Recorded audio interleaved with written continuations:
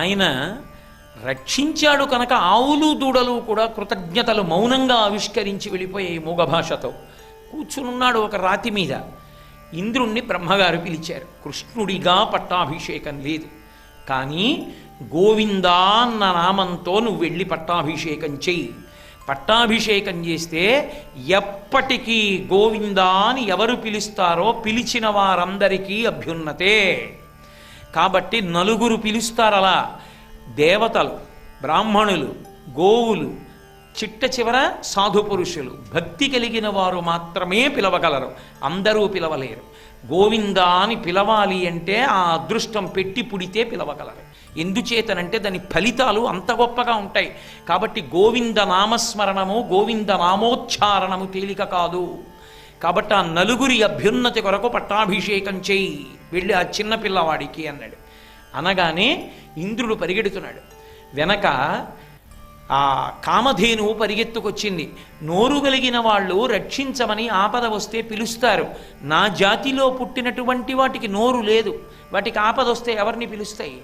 అయినా మొట్టమొదట నేను మిమ్మల్ని రక్షిస్తానని మహానుభావుడు కొండ కింద ఇన్ని ఆవుల్ని, ఇన్ని దూడల్ని, ఇన్ని ఎద్దుల్ని కాపాడాడు. ఒక్క దూడ నా జాతికి చెందినది, నా సంతతికి చెందినది నశించలేదు.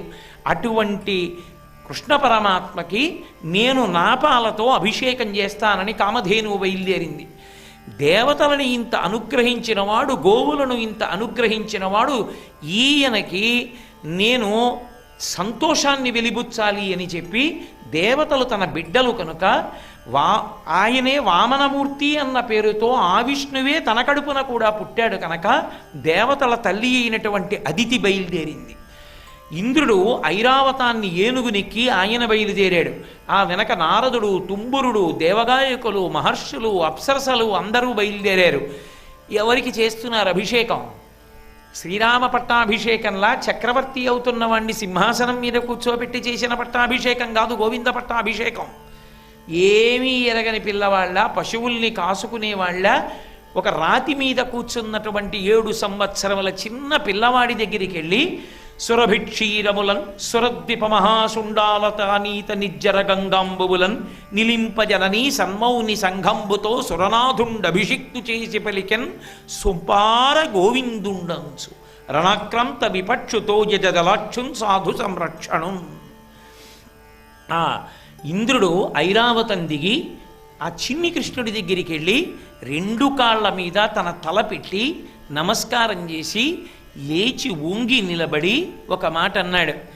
మహానుభావా, నువ్వు ఏ పని చేసినా ఊరక చేసేవాడివి కాదు. మేమందరం గుణములతో సంగమును పొందినటువంటి వాళ్ళం. కాబట్టి ఇలాగే అహంకారం వచ్చి అనేకమైన దోషాలు చేస్తాం. ఒకరోజు వినయంతో ఉంటాం, ఒకరోజు అహంకారంతో ఉంటాం. కానీ నువ్వు ఎప్పుడు ఎవరి పట్ల ఇలా ప్రవర్తించినా అహంకారాన్ని పోగొట్టి కాపాడడమే తప్ప ఒకరిని బాధ పెట్టడం నీ ఉద్దేశ్యం కాదు. నేనే వర్షాలు కురిపించేవాణ్ణి అని మదించి తిరుగుతున్నటువంటి నన్ను శిక్షించిన అహంకారాన్ని పోగొట్టడానికి నువ్వు ఈ పని చేశావు. నా వంటి వెర్రివారిని శ్రీవల్లభ నీవు శాస్తి చేసితివేనిన్. నా వంటి వెర్రివాళ్ళని ఓ శ్రీవల్లభ, ఓ లక్ష్మీపతి, పక్కనుంది ఆ లక్ష్మీదేవి. ఇప్పుడు తత్వాన్ని గ్రహించాడు. అది విష్ణు తత్వం అని తెలుసుకున్నాడు.